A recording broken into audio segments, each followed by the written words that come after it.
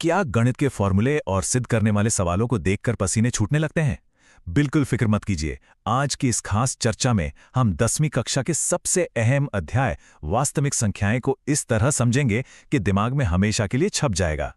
कोई रटंत विद्या नहीं, बस हम और आप मिलकर एक एक कॉन्सेप्ट की जड़ तक जाएंगे। तो चलिए, बिना किसी देरी के शुरू करते हैं। ओके, तो चलिए इसमें गहराई से उतरते हैं। हम जानते हैं कि गणित के बड़े बड़े फॉर्मूले और लंबे चौड़े सिद्ध करने वाले सवालों को देखकर डर लगता है, लेकिन आज मैं आपसे वादा करता हूं, हर एक चीज को हम एकदम आसान, कदम दर कदम तरीके से तोड़ेंगे। ऐसा लगेगा जैसे किसी मजेदार पहेली को सुलझा रहे हों।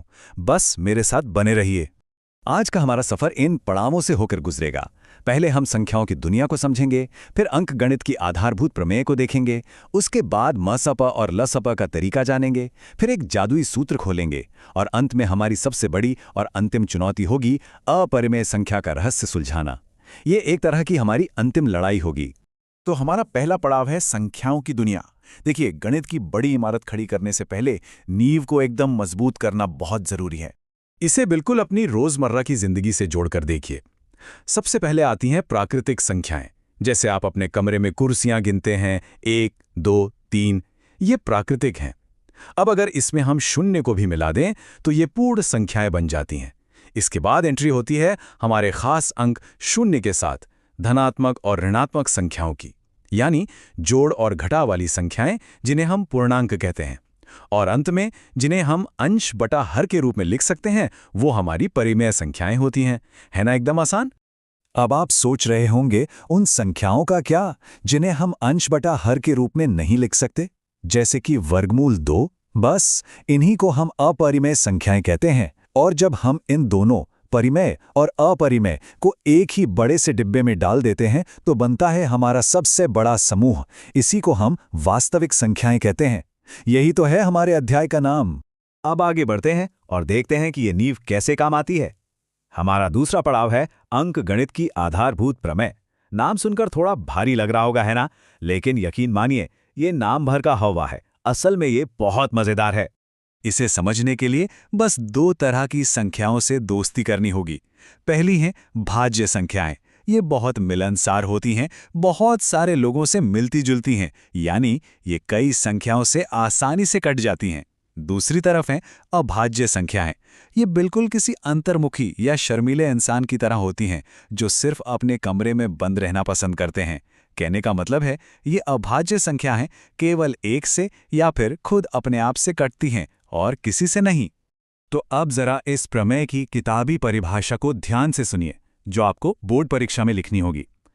प्रत्येक भाज्य संख्या को अभाज्य संख्याओं के एक गुणनफल के रूप में व्यक्त या गुणनखंडित किया जा सकता है।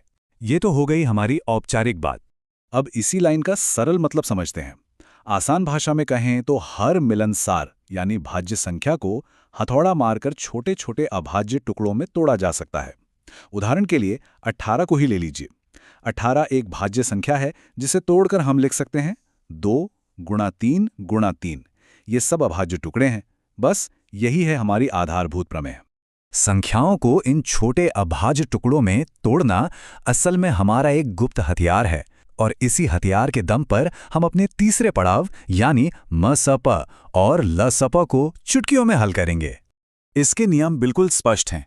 मसपा यानी महत्तम समापवर्तक निकालने के लिए आपको बस वो टुकड़े देखने हैं जो दोनों संख्याओं में मौजूद यानी उभयनिष्ठ हैं, और उनकी सबसे छोटी घात को लेना है। वहीं दूसरी ओर लसपा यानी लघुत्तम समापवर्त्य के लिए हर एक अभाज्य टुकड़े को उठाइए और उसकी सबसे बड़ी घात को लेकर आपस में गुणा कर दीजिए। बिल्कुल सीधा सा गणित है। अब इस हिस्से में जो सबसे दिलचस्प बात है वो मैं आपको बताने जा रहा हूं। ये है हमारा जादुई सूत्र, एक ऐसा अद्भुत रिश्ता जिस पर परीक्षा में 100% नहीं बल्कि 110% सवाल आना ही आना है। ध्यान से देखिए इस जादुई सूत्र को। किन्हीं भी दो संख्याओं के मसपा और लसपा का गुणनफल उन्हीं दोनों संख्याओं के गुणनफल के बिल्कुल बराबर होता है। इसे साबित करना भी बहुत आसान है। मान लीजिए हमारी संख्याएं 18 और 63 हैं। अगर आप इनका मसपा और लसपा निकालकर गुणा करें तो जो जवाब आएगा वो 18 और 63 को सीधे गुणा करने पर आने वाले जवाब के एकदम पूरी तरह बराबर होगा। है ना कमाल का जादू? अब अपनी कुर्सी की पेटी बांध लीजिए, क्योंकि हम पहुंच गए हैं इस अध्याय के सबसे अहम और अंतिम पड़ाव पर, अपरिमेय संख्या का रहस्य। ये वो 4 नंबर वाली सबसे बड़ी चुनौती है जो हर साल बोर्ड परीक्षा में डटकर खड़ी होती है। इस चुनौती को जीतने के लिए हमें एक बहुत ही महत्वपूर्ण ऑक्सीजन प्रमेय की जरूरत पड़ेगी। इसके बिना हम आगे नहीं बढ़ सकते। यह प्रमेय कहती है, यदि कोई अभाज्य संख्या p a के वर्ग को काटती है तो वह a को भी काटेगी। इसे ऐसे समझिए, अगर 2 64 को काटता है और 64 क्या है? 8 का वर्ग, तो इसका मतलब है कि 2 निश्चित रूप से 8 को भी काटेगा। एकदम तार्किक बात है।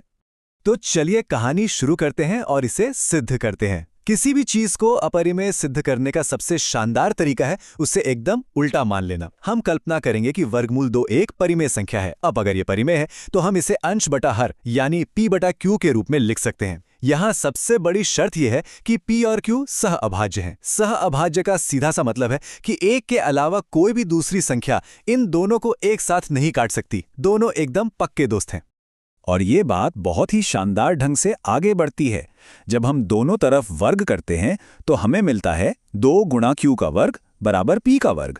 अब इसका सीधा सा गणितीय मतलब क्या हुआ? यही कि 2p के वर्ग को पूरी तरह विभाजित करता है।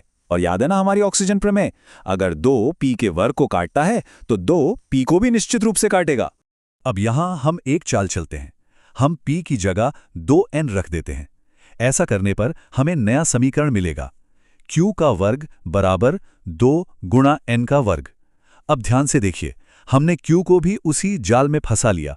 अब 2 q के वर्ग को काट रहा है। इसका मतलब है कि हमारी ऑक्सीन प्रमेय के अनुसार 2 q को भी विभाजित करेगा।